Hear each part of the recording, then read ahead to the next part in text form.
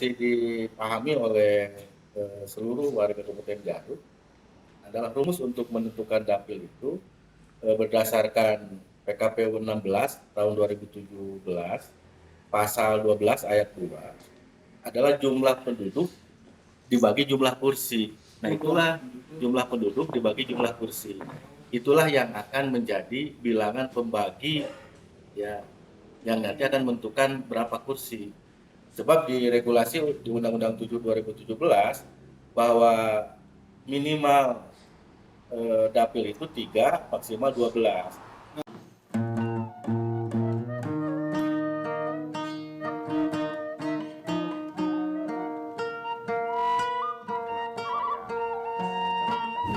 Ini kembali ke karena saya jadi warga pasti itu ada dapur anda katanya udah sini dia.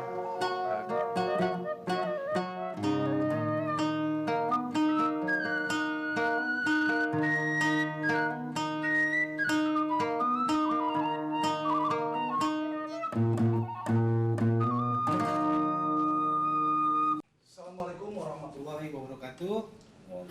Berjumpa kembali di program Gua Garut. Malam ini sangat istimewa karena kami grup Gua Garut diperkenankan untuk menjabani kantor Komisi Pemilihan Umum Kabupaten Garut. Dan kebetulan Pak Ketua juga dan Wakil Ketua menerima kami, di mana KPU ini adalah orang yang bertanggung jawab sebagai panitia hajatan, kecuali tidak boleh ada panggung hiburan dangdut. Ini hajatan politik, ini sudah masuk di tahun politik kalau tidak salah. Nanti kita tanya dua narasumber ini. Kita langsung saja. Ada Ketua KPU Garut, Dr. Junaidin Basri, SAG MPD.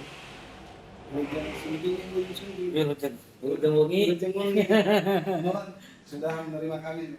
Kemudian nih, ini kawan saya di PPK dulu. Oh, ini PPK ya?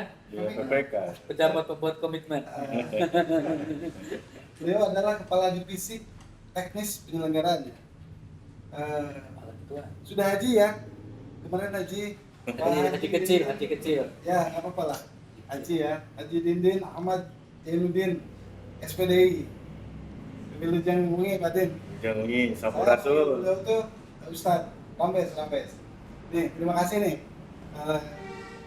Pak Ketua dan Pak Ustadz.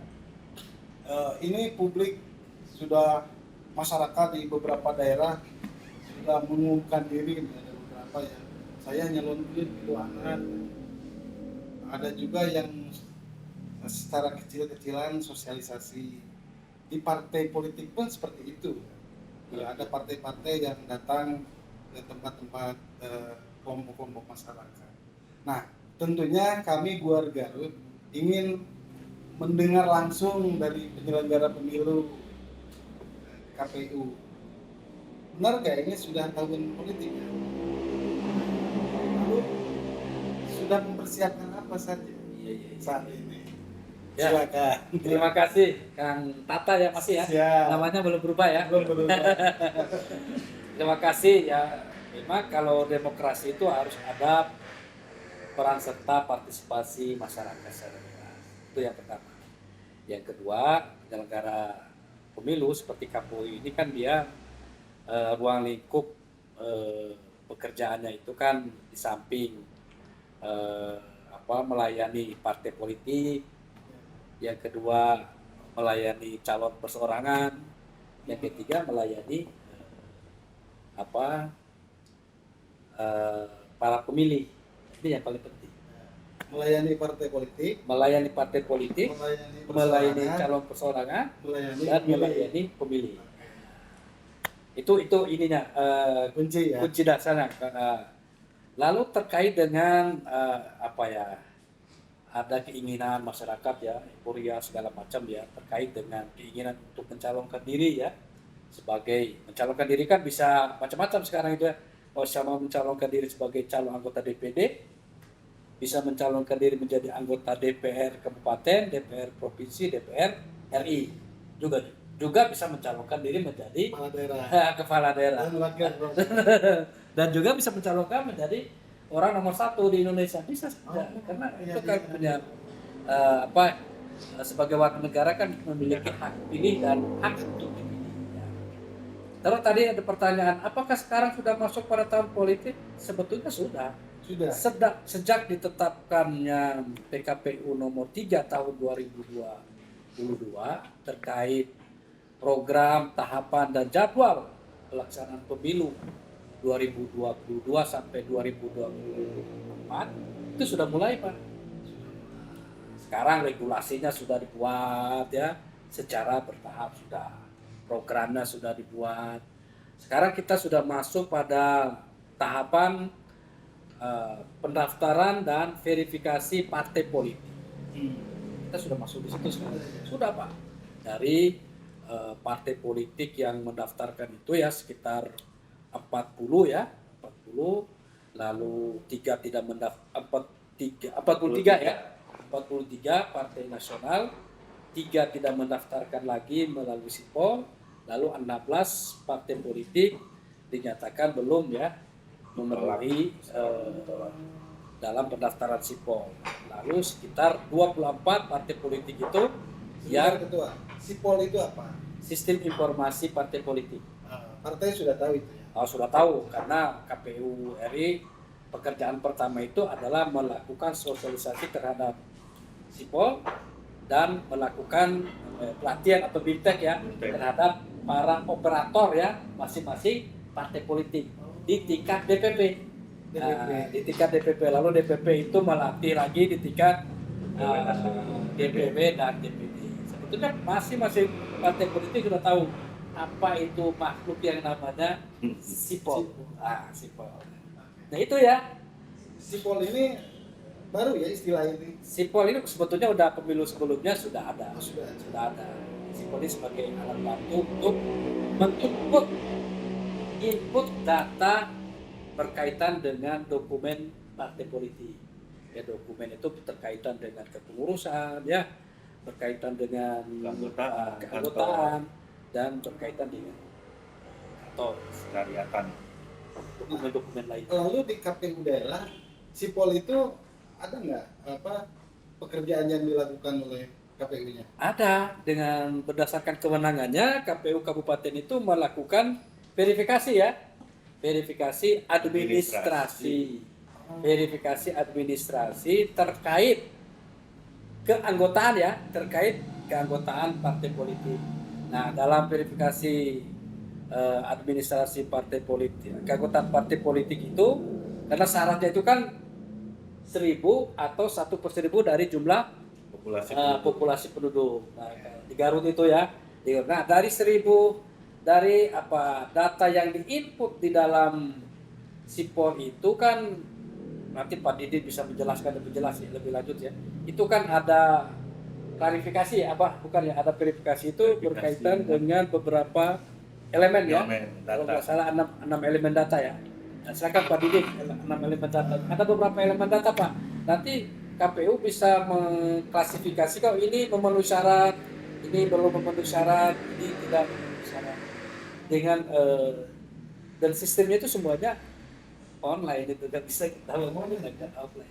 Oke. Ya. Silakan Pak Ustadz jelaskan. Terima kasih Pak Data, ini sahabat saya ya, dulu pernah sama-sama di PPK. Nah, berkenaan dengan tugas kami di daerah ya di kabupaten, dengan adanya tahapan verifikasi dan pendaftaran dan verifikasi serta penetapan partai politik ini. Kebetulan hari ini adalah fase di mana partai menindaklanjuti hasil potensi kegandaan eksternal ataupun internal serta potensi tidak memenuhi syarat. Keanggotaan. Ya, keanggotaan. Nah, salah satu tugas wewenang kami di daerah itu adalah mempermin ya, verifikasi antar data yang direkap oleh partai politik ke sipol dengan KTP atau KTA. Nah, misalkan namanya si A itu di KTP sama gak alamatnya, nomor verifikasi NIK-nya. faktual ya. Ya, itu kan administrasi hanya dikerjakan oleh operator ya di tingkat KPU. Nah, operator ini adalah salah satu wewenang yang ditugaskan langsung oleh admin KPU kabupaten. Jadi setiap KPU kabupaten kota punya admin dibantu oleh operator. Yang mengeksekusi berkenaan dengan verifikasi administrasi itu adalah operator dan diawasi oleh admin. Admin itu biasanya diangkat dari Kasubag teknis. Jadi elemen berkenaan dengan nomor NIK, nama, alamat gitu. Operator itu yang dimaksud operator KPU, Operator KPU bukan operator partai. bukan. Setiap partai itu ya juga menyiapkan LO dan operator. Eh, Ya, sama antar sipol KPU dan sipol partai berbeda. Ya. Gitu. Di partai rata-rata melebihi dari jumlah yang tadi minimal 1.000, Lebih. melebihi. Rata-rata 1.500. Ya 1150 lah. Ya, Ini selesai nggak? Maksudnya partai sudah tidak ada masalah ya? pada tahap verifikasi administrasi selalu berproses kan dinamis. Ah, Sangat dinamis karena masanya kan masih lama ya. Sekarang kita baru masuk pada masa tindak lanjut dan klarifikasi ya Ya, terhadap potensi kegandaan dan potensi anggota. tidak memenuhi syarat. Tidak memenuhi syarat. Dan nanti dilanjut dengan tahapan perbaikan. Jadi tidak serta-merta langsung divonis tidak memenuhi syarat, tapi ada fase untuk memperbaiki di partai. mau dikonsultasikan Iya. lagi malah ya? Bukan dikonsultasikan, tapi Oh, secara oke. tidak langsung Ayo sipol perbaiki itu ini. memberitahukan. Ya, ya. Jadi ada notifikasi ke partai ketika datanya kurang dari ketentuan ya di undang-undang, baik di surat keputusan KPU atau PKPU, nanti ke partai langsung ada notifikasi. Nah, maka kemarin dan hari ini adalah hari terakhir untuk menindaklanjuti potensi yang tidak memenuhi syarat itu. Ya. Dan Siap. besok tanggal 4 dan 5, 2 hari, KPU itu punya kewajiban untuk menindaklanjuti ya hasil tindak lanjut di partai, sekaligus mengklarifikasi jika kemungkinan ada anggota partai yang ganda eksternal. Misalkan si A terdata di partai B, di partai C, partai D. Nah, kemarin ditindaklanjuti dengan mewajibkan melampirkan surat pernyataan apakah si A itu terdaftarnya di partai mana. Itu ada, temuan itu ada ya?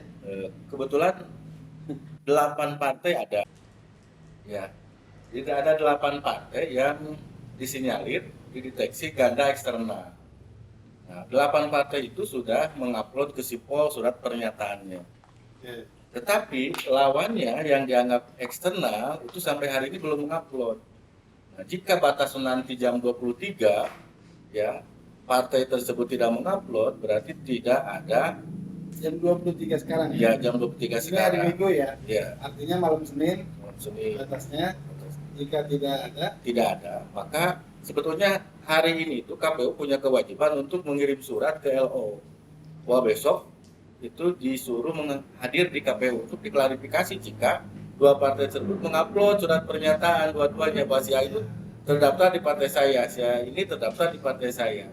Maka KPU punya kewajiban untuk memberitahukan ke LO supaya menghadirkan anggota tersebut. ya. Tapi hari ini ya makanya kawan-kawan admin dan operator hari ini selalu ngeronda sampai jam 23. Takut-takut nanti ada serangan injury time, mereka mengupload dan Tapi belum mengirim surat ya, Pak KPU ke parpol tersebut. belum. Belum. Ya, Karena datanya belum masuk. datanya belum masuk. Itu batasnya hari ini. Hari ini Kalau memang tidak ada respon, ya KPU tetap wajib menindaklanjuti hasil dari tindak lanjut partai politik. Cuma tidak ada klarifikasinya saja. Sebab klarifikasi itu dilakukan ketika ada dua partai yang datang mengaku bahwa dia itu adalah anggota kami. Dari satu orang diaku oleh dua Dua atau partai lebih ini partai. disebut ganda eksternal. satu orang diakui oleh. Dua atau lebih. Jadi terdapat di dua partai satu orang. Ini ada bocoran bahwa pimpinan partai masuk di partai. Ini Ada gimana juga, nih? ada juga tapi Ya, nggak apa-apa kan ini mah hanya tercatat ya. iya ya tercatat. Bisa saja mencatut. Ini kan online Pak. Syaratnya apa saja sih? Syarat Administrasinya KTA. KTA dan KTP, KTPL dan KK ya. KTP, KTPL atau kakak. atau KK dan KTPL itu KTA. apa sih? KTP elektronik Oh, elektronik. Dan kakak. dan KK. Kalau tidak ada KTP, KTP. kakak. Ini identitasnya ada nomor NIK, alamat, nama jelas gitu. Nanti disondingkan dengan rekap yang mereka upload di Sipol. Makanya di Sipol itu digendengkan antara KTP dan Digendeng. KTA. Tapi Jelas kalau jelas pemilu tahun lalu tidak populis sih kok. Sekarang populisnya kenapa? Karena dulu masih ada membawa berkas ya, dan di kabupaten kota masih melayani ya berkas. Oh, Kalau sekarang kan sudah tidak ada jadi lagi. sistem online ya. Nah, semuanya sudah. Ya kayak Pak Tata ngambil uang lah sekarang. Kasus saya. Nah, Tapi Kayak benar-benar pesan ojek gitu. oh iya, iya. maksudnya di undang-undang Sipol itu tidak ada perasa bahwa Sipol itu sebagai alat bantu, makanya KPU RI juga melayani ketika ada partai yang datang dengan membawa berkas. Ada, makanya kemarin ada diskresi perminya ada khusus buat dia, meskipun dia tidak lolos gitu di pusat. Cuma Nah. tidak populer aja ya. Pertanyaan Hari selanjutnya ini masih pakai offline gitu. Ketua nih, publik kan masih belum tahu, ya bukan masih, memang belum tahu. Di 2000 pemilu ini siapa partai mana sih yang akan bertanding? Ini belum ya? Belum, karena sekarang kan masih dalam tahap pendaftaran dan verifikasi partai politik.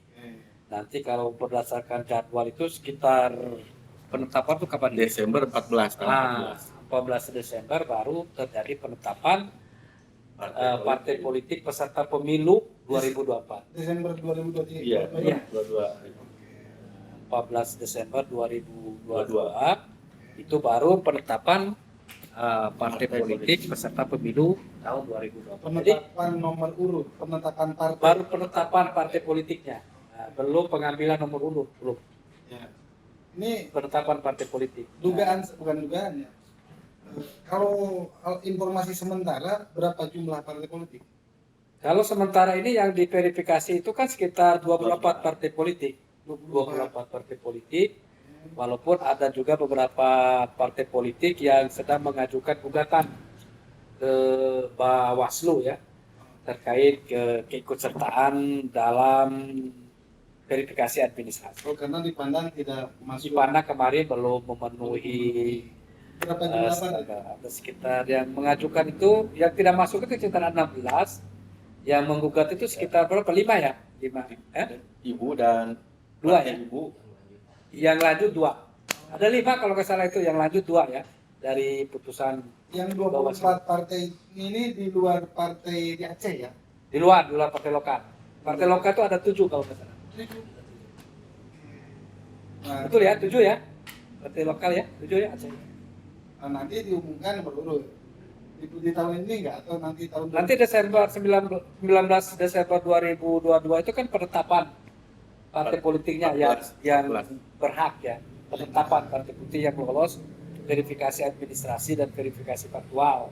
Nah, tinggal nanti setelah penetapan baru pengundian nomor urut ya, biasanya nomor parpol biasanya. Tapi belum muncul ya. Belum.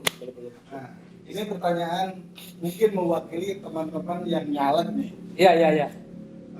Karena digadang-gadang pemilu sekarang itu nomor urut bukan suara terbanyak. Iya. Nah, sebenarnya apa sih, bagaimana? Masih proporsional terbuka dengan penghitungan menggunakan metode sunlight. Masih. Karena saya pikir nanti ke depan proporsional terbuka itu akan diperkuat karena penguatan dapil kan nanti distrik kan kita itu.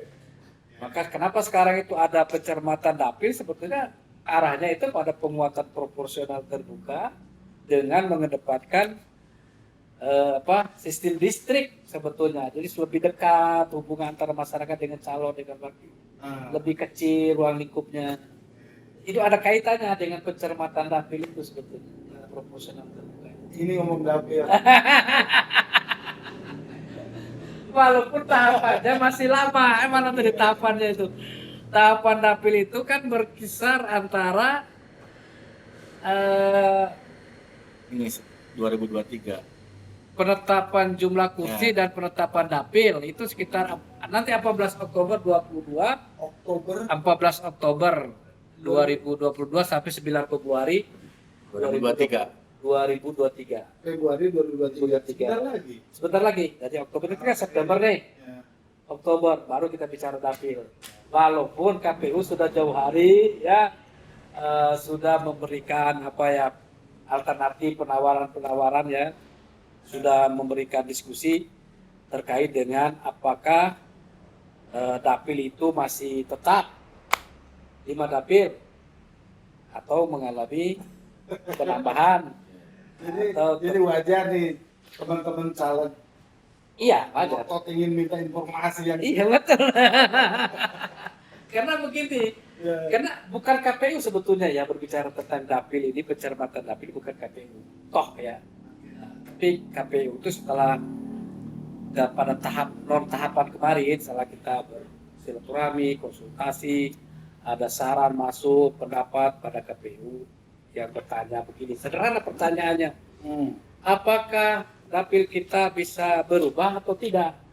Pertanyaannya itu dibandingkan dengan kabupaten lain yang jumlah penduduknya kecil, terus wilayahnya sedikit, jumlah dapilnya banyak. Misalnya Tasik ya, Tasik kan penduduknya di bawah Garut. Kabupaten Tasik. Kabupaten Tasik itu jumlah dapilnya 7.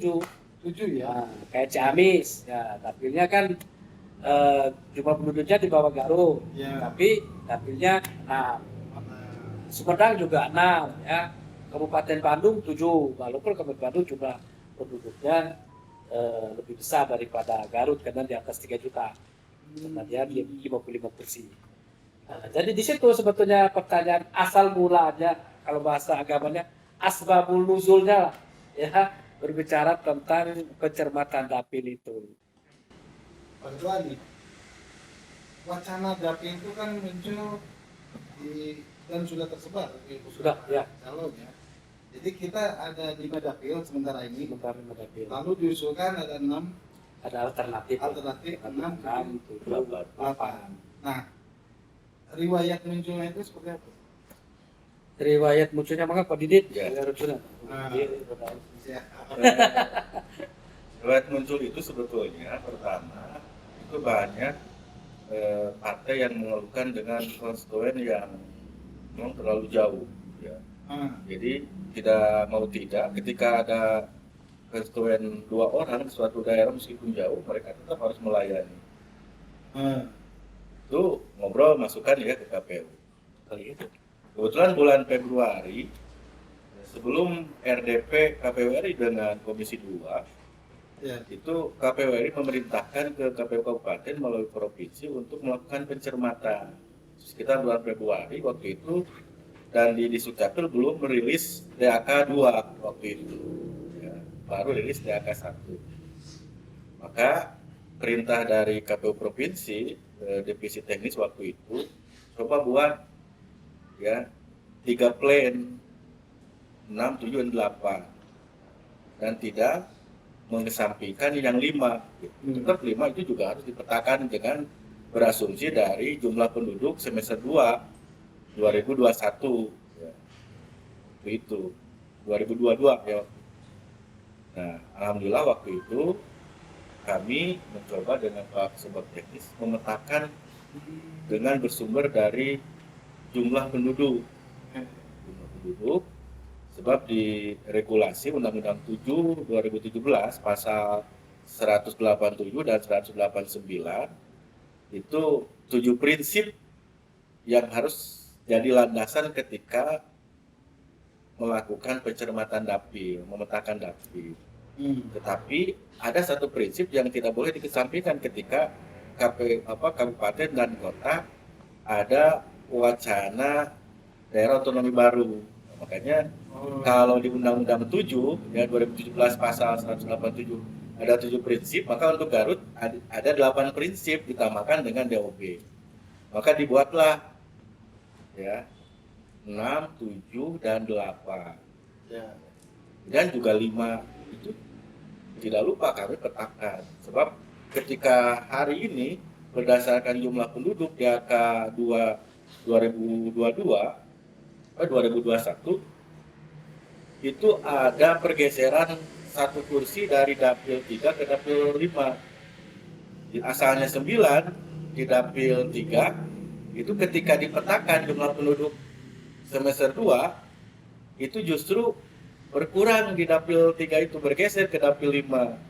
Asalnya 8, dapil 5 jadi 9. Itu di 5 dapil ya. Kemudian Selatan ya, selatan ya. yang selatan dapil 3 itu yang sering dilupakan ya. Orang lain itu melihatnya 6, 7, 8 yang mana gitu, lupa terhadap plan awal itu yang 5. Nah, Nah, itu diundang, partai-partai diundang.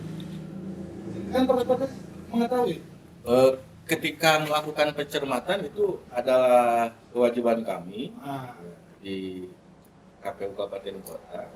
Tetapi ketika sudah beres melakukan pencermatan, maka ada kewajiban kami untuk mendesiminasikan, mensosialisasikan ke partai. Makanya waktu itu kami mengundang partai, ya, maka disampaikanlah ini hasil di pencermatan. tahun ini ya.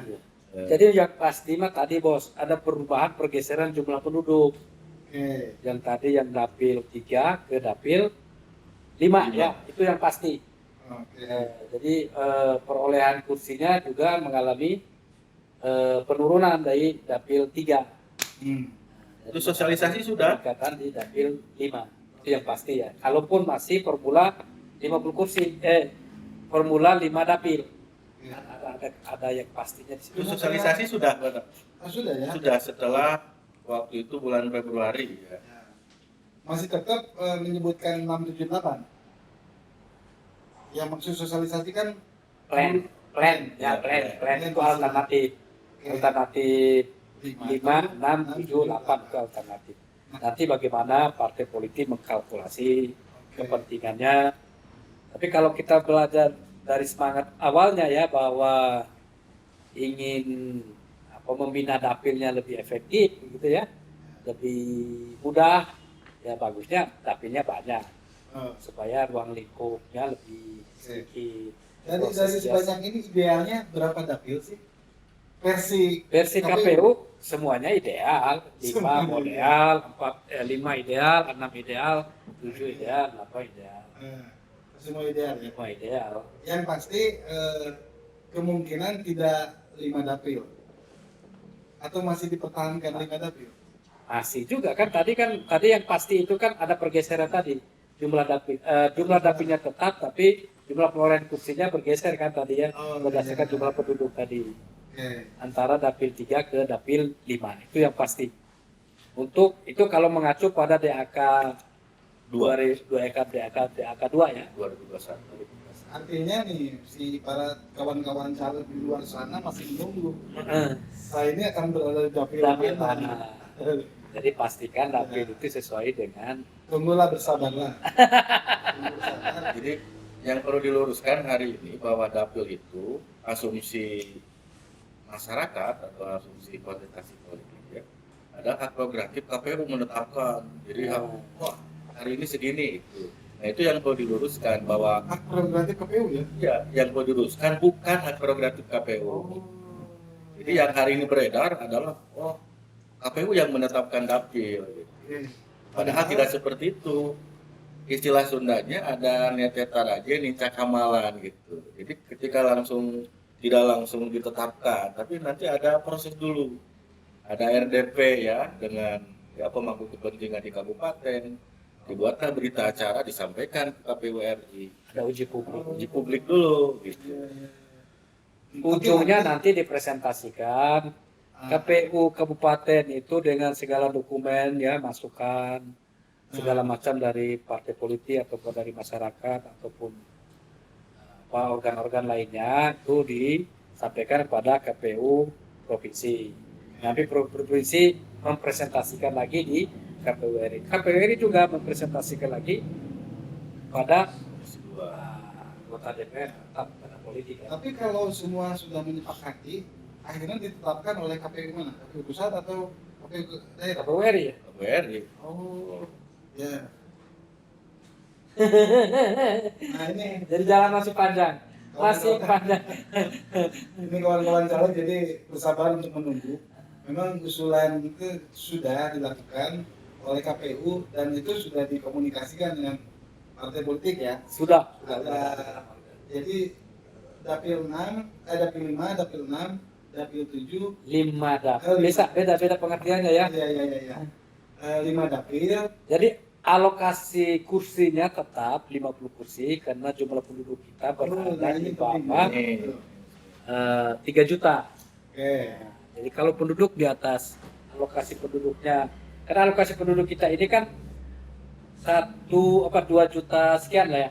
2,6. 2,6. Angka 2 itu. 2,6 jumlah penduduk Garut itu ya 2,6. Oke. Nah 2,6 berarti memperebutkan 50 kursi. Jadi kursi tetap Di 50 kursi, 50 kursi tetap. Hanya dapil Diusulkan untuk berubah. Ada penambahan. boleh, mau tetap boleh. Ah, Kalau saya melihat historinya dapil di Garut itu ya, pemilu 2014 5 dapil ya, tapi terjadi pergeseran ya, penempatan dapil 1, dapil 2, dapil 3, dapil 4, dapil 5. Karena instruksi hari ini bahwa penetapan dapil Harus jarum jarum jam. Gitu. 2019 itu dari dapil 1 langsung ke 2 ya. 2-nya langsung ke utara. Nah, utara langsung ke selatan, kembali lagi ke dapil 5. Dapil 5 kan jadi di Garut, Garut Kota Tarogong Kaler, Tarogong Kidul, Baju Resmi dan Oke.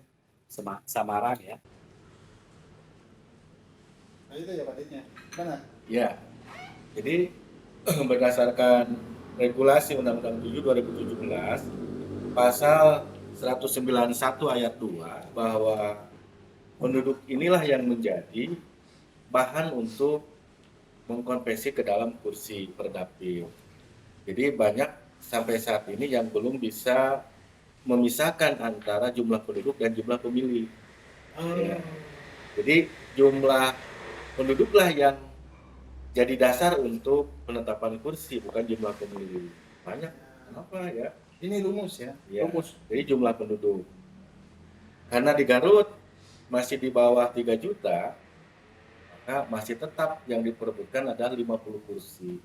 Mau 5, 6, 7, 8 dapil, tetap yang diperebutkan adalah 50. Oke. Ini berdasarkan Karena yang berbeda itu jumlah per dapilnya. dapilnya. Dan hari ini ya diperintahkan sesuai regulasi adalah beda dengan sebelumnya, arah jarum jam.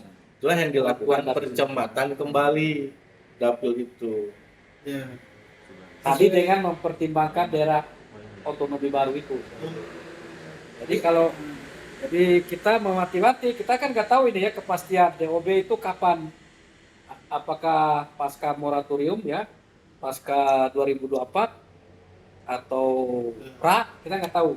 Tapi ini menjadi bahasan. Iya, kalau pasca 2024 terjadi DOB, nah kita dengan mudah memilah dapil selatan itu sudah kita pisahkan. Jadi kalau dia bukan merdeka ya membangun pemerintahan sendiri, Kalau membaca dengan itu sendirinya anggota DPR pada dapil itu dengan sendirinya dia akan bergeser.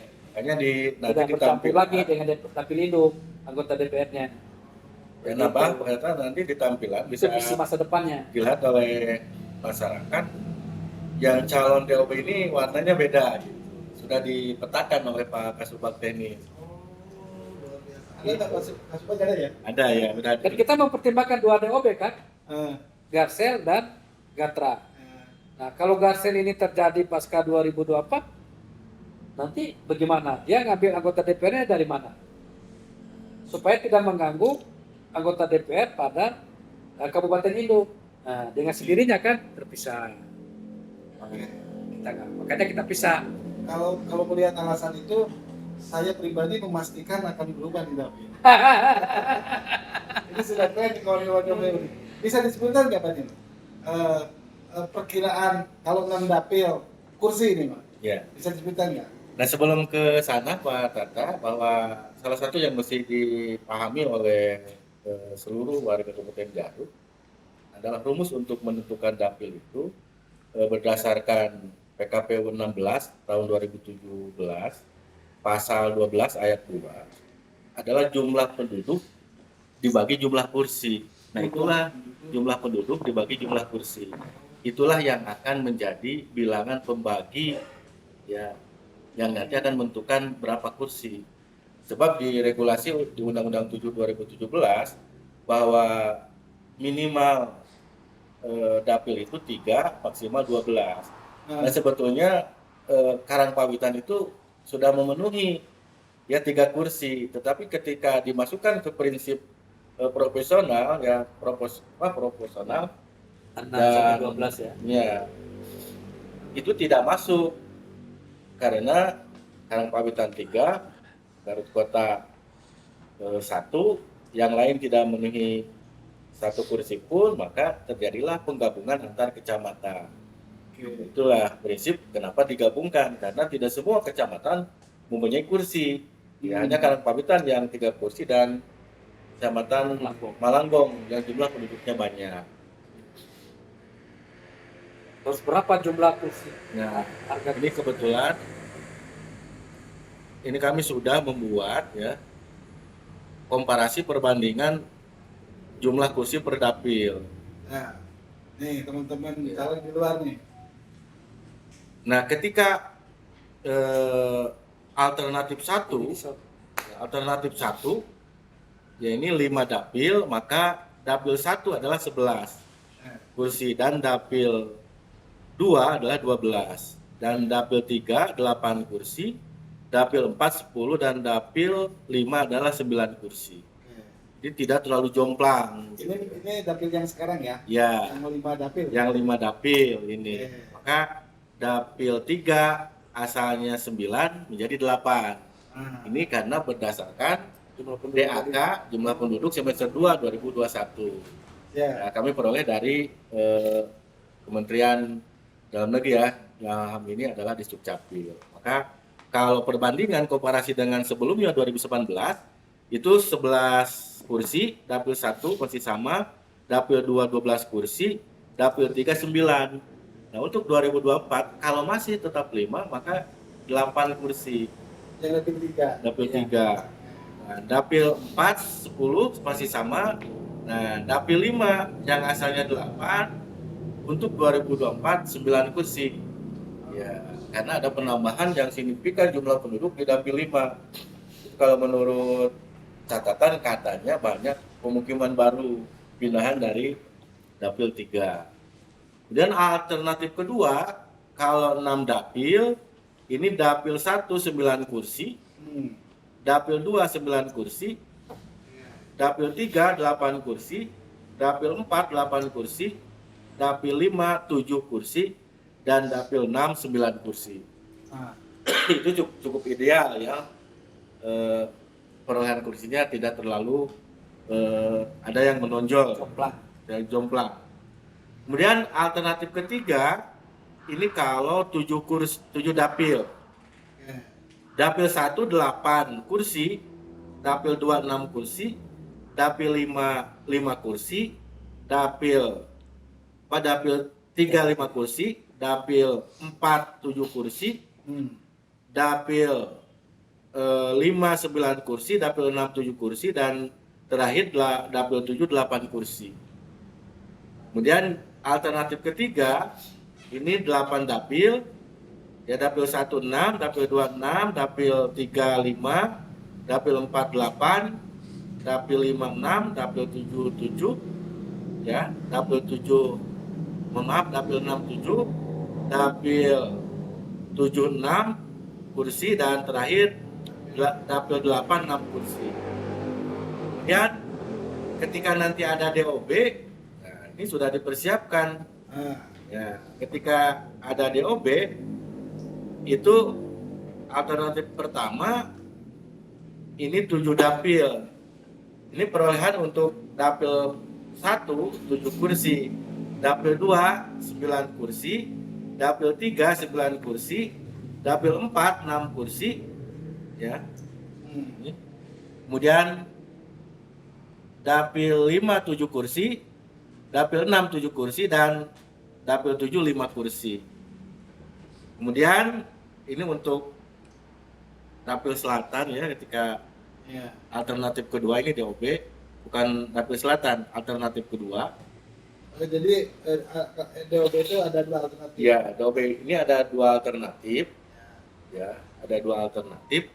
Yang tadi disebutkan alternatif pertama. Alternatif pertama dan alternatif kedua ini dapil 1 10 kursi, dapil 2 7 kursi, dapil 3 9, dan dapil 4 6, kemudian dapil 5 7 kursi, dan dapil 6 kursi, dan terakhir dapil 7 itu ada 5 kursi.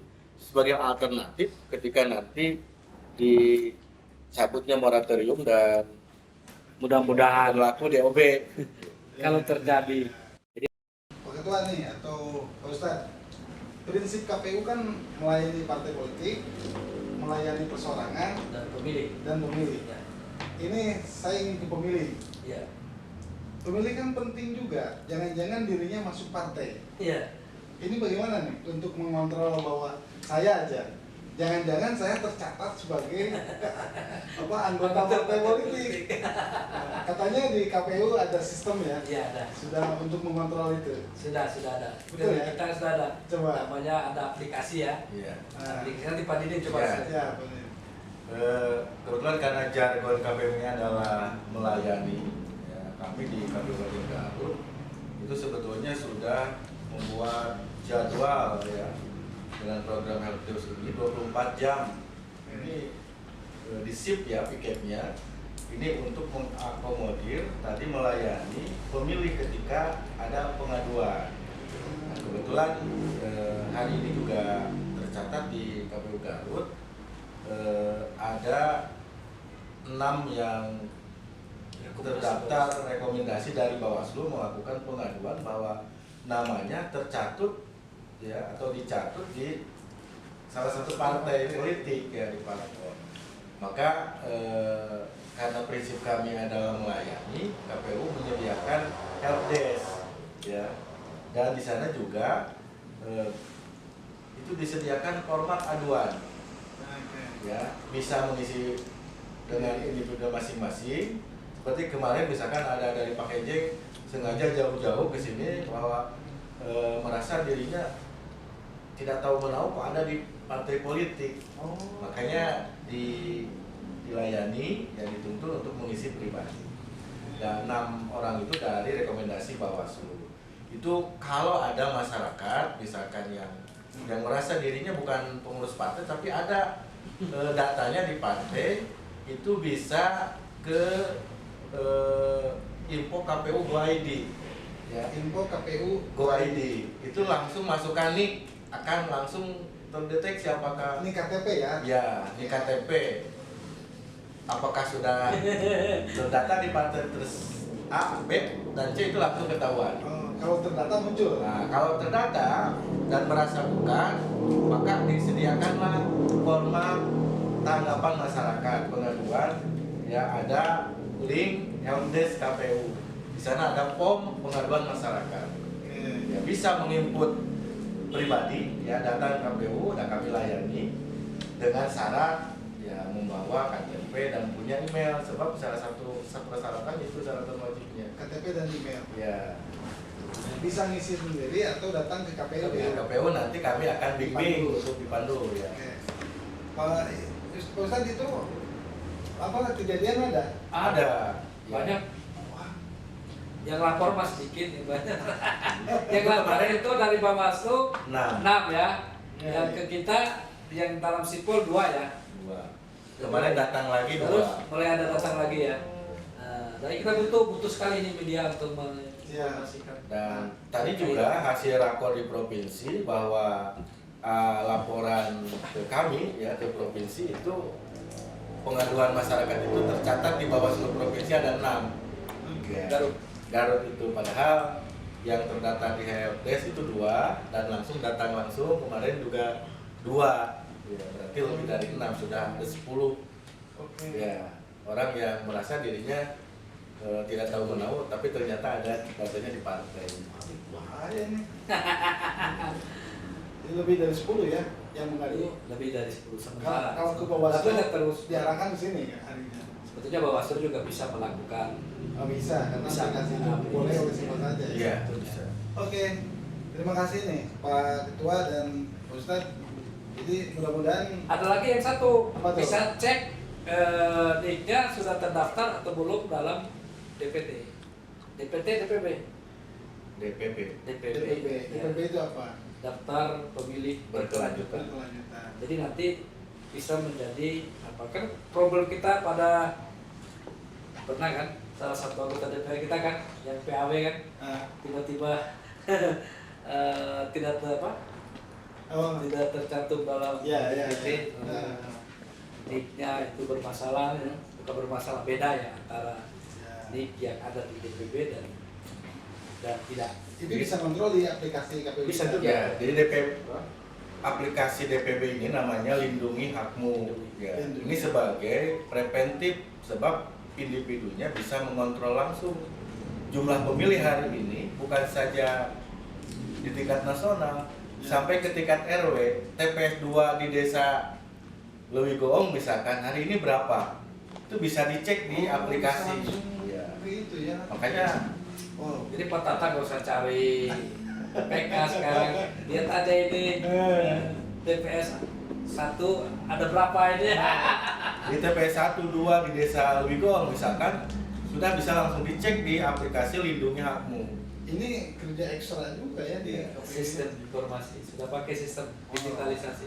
Jadi Pak Tata sudah bisa kalau dicek nicknya belum terdaftar bisa minta bantu sini diisi.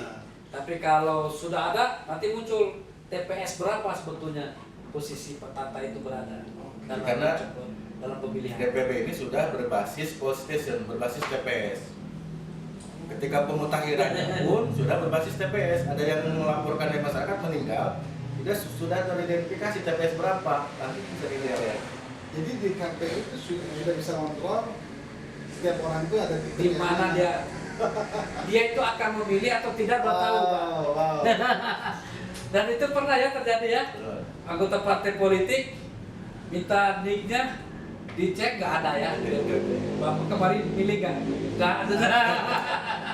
Oke, kita sudahi saja karena tidak ada cerita yang tak berakhir, tetapi banyak yang harus digali.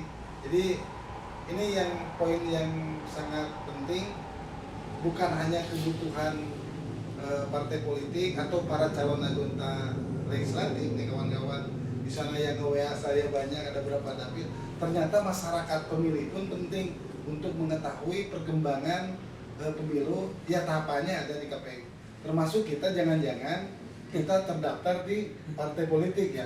Kita Jangan-jangan calegnya terdaftar pada partai politik lain atau tidak terdaftar sebagai anggota partai politik. Mudah-mudahan tidak puas karena di season berikutnya kita akan menghadirkan ini bagian Pak Sekretaris dan Ya, sekretariat ya, sporting system namanya. apa? Sporting system. Sporting system. Ya. Oke, Pak Ketua, closing statement silakan. Ya, terima kasih masyarakat Garut. Mudah-mudahan dengan acara ini bisa meningkatkan wawasan pengetahuan terkait tahapan pelaksanaan pemilu 2024. Kami berharap bahwa pertama pastikan Anda terdaftar dalam daftar pemilih. Pastikan itu ya. Yang kedua memiliki KTPL pasti. Terus yang ketiga tolong dicek juga ya dalam sipol ya apakah terdaftar sebagai anggota partai politik. Dan yang terakhir sebarkan informasi ini kalau merasa itu sangat penting dan membantu masyarakat secara luas bahwa Pemilu 2024 itu sangat penting dan strategis untuk membangun demokrasi di Indonesia, khususnya di Kabupaten Garut yang kita cintai. Jangan lupa subscribe, like, and comment. Terima kasih, Bung Tata. Pak Ustadz. Ya, sukses penyelenggaraan didukung oleh 3 variabel: penyelenggara, konsultasi peserta pemilu, dan masyarakat sebagai pemilu. Kalau tiga-tiganya sudah a priori, ya insya Allah penyelenggaraan pemilu dijamin tidak akan sukses. Oleh karena itu, ya pemilu di Kabupaten Garut adalah tanggung jawab kita bersama antara peserta pemilu, penyelenggara pemilu, dan pemilih yang bermartabat. Terima kasih. Oke, terima kasih kepada Garut. Terima kasih Pak. Salam Terima kasih, integritas 24 jam. KPU bahagia. Wassalamualaikum warahmatullahi wabarakatuh.